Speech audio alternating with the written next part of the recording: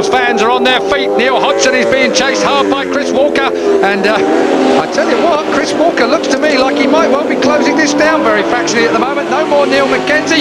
He's okay, I can confirm. And he might have some consolation in the fact that he now is the lap record holder. 50.499 seconds, 92.67 miles an hour. Well, that's assuming, of course, these two don't go and bash that out of all proportion.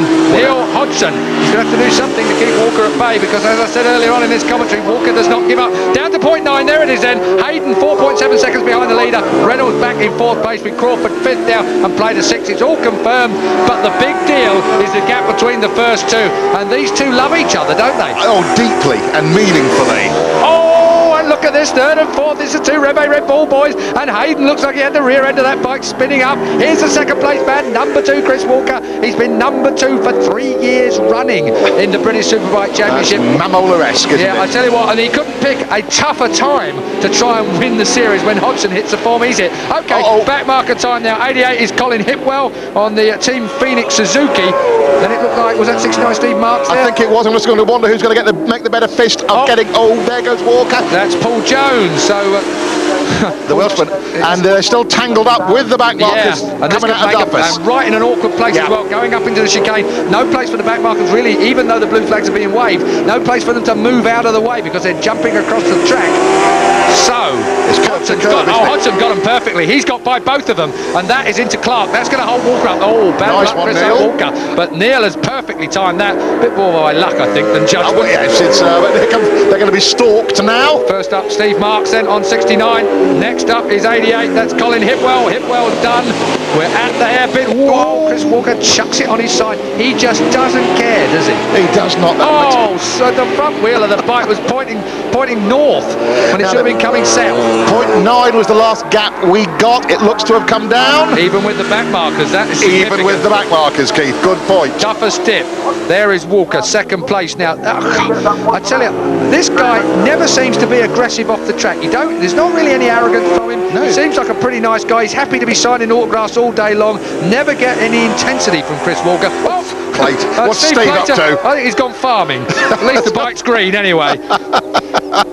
So for Hodgson, the point I was trying to make, Walker doesn't seem this aggressive. I mean, if he was like this off the track, you'd all run a mile, wouldn't you? You wouldn't want to be near him. Exactly, but he does save it for the track.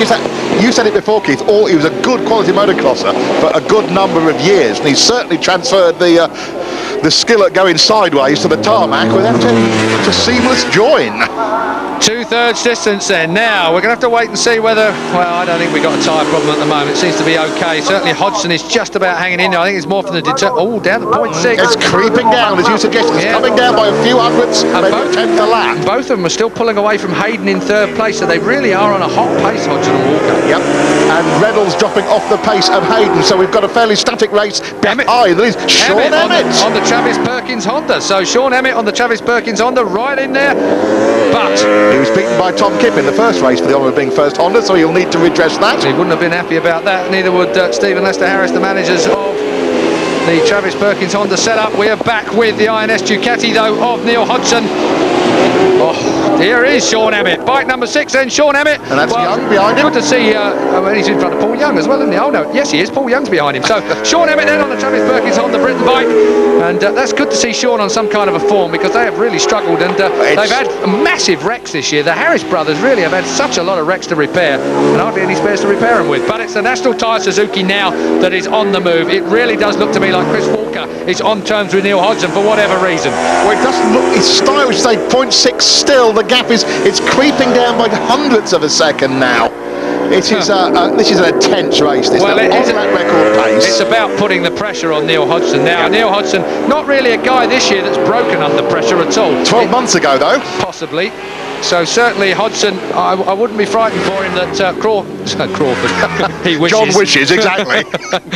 Walker, he's under pressure from Walker, but I don't think he's going to affect Neil too much. He's been under pressure every time he's been out with Chris Walker, when you think about it. Completely right, Keith. I think that's exactly the state of play. Fact of the matter too is these two are, oh dear, did you see that? Absolutely, it slapped it down. Normally these two, when they start coming together, they literally do come together. And we've almost forgotten about the shenanigans from earlier on in the season. Alton Park, Silverstone. Let's hope we don't see any of that here at Knock Hill. Indeed. Because it's a good, tough fight at the moment between these two. It's a real doggo fight. It is indeed. We didn't get it in race 1 because Neil had a bad time. He wasn't in the frame as Chris Walker had an exceptionally good time. That is the other line. Oh, look at the back markers that they've got to sort out in a minute. We're on lap 20 of the 28, and there is a whole heap of back markers these two have got to work their way through. Watch out, boys. There's a big, sharp knife coming. I tell you what, Walker is right with him now. He'll take advantage of any fraction of a second that Neil's held up. Over the top of the hill, onto Duffer's Dip now, lap 21 of the 28. I wonder what the times were across the line. I mean, I think Neil Hodgson will be able to hear that Suzuki screaming its head off in his ear in a moment. It's about 0.4 of a second, Keith. Yeah, right down on it now, visibly.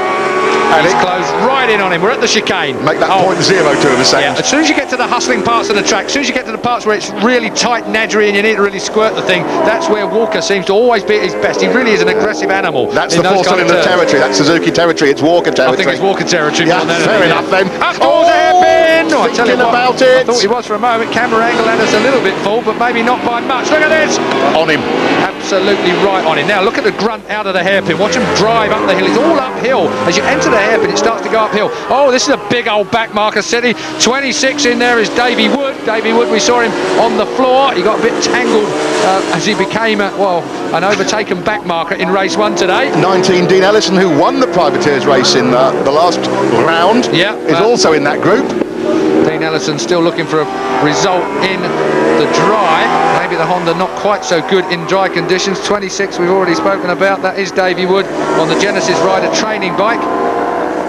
Hayden dropping off the pace now, 5 seconds odd behind the leaders, but Hodgson and Walker 0.2 it said as they cross the line. Here we go, this is going to be fun. Marker time, 18 there is Nigel Nottingham. Oh, look at Stalker! Oh, over the damp patch. Oh, use the back marker as a berm. So 19 was Dean Ellison. He was the man who won the privateer battle in race 1 today. He's a tough lad, he'll cope. He became the breaking point for Chris Walker that time round. Oh, look at the traffic here. That's Davy Wood on 26. Oh, and Walker comes off worst. He does. Oh, not as bad as Davy Wood does. Davy Wood down again. Well, Chris Walker caught up with him when he fell off in race 1, and Chris Walker caught up with him big time then as well. Must have Walker-phobia. Yeah, maybe he jumps off every time Chris Walker's around. The sensible reaction, I feel. As Neil Hodgson doesn't go for the same territory. Oh, Davy Wood. Well, dear me, it was covered in mud last time. Let's take a look at how that happened. Davy Wood. Well, here we go. It's the hairpin first of all. This is where it all started out. Dean Ellison is on bike 19 as Hodgson goes under him, but Walker over the damp patch has to let his brakes off a little bit. Dean Ellison is taken out right out wide, taken out to the seaside almost. And yes, everyone looking round in fear. Here comes Walker.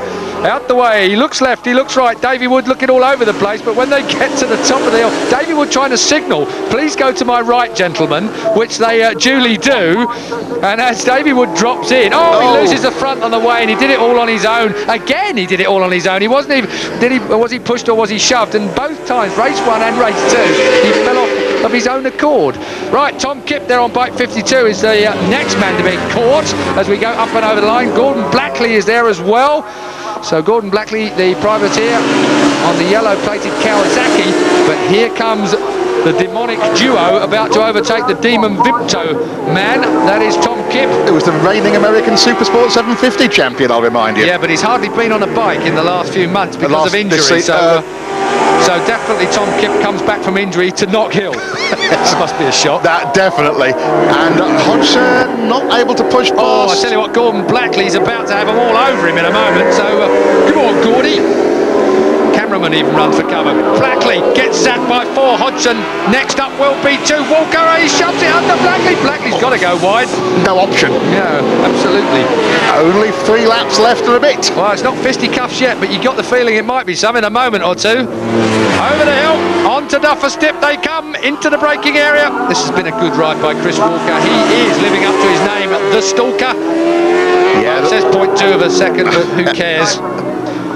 James Hayden has closed up a bit, 3.9, so maybe Hodgson and Walker had been slowed by the back markers and Hayden got the better of them, but Hayden looking like he's on for a good podium at the minute. And he's pulled away from his teammate Reynolds, who's staying in constant about 7.5 seconds behind the leader. Chris Walker under a load of pressure to pass Neil Hodgson. He must try and, well, if he made a double, that'd be the first double of the year. Rutter up to 6 now, so Michael Rutter, the man who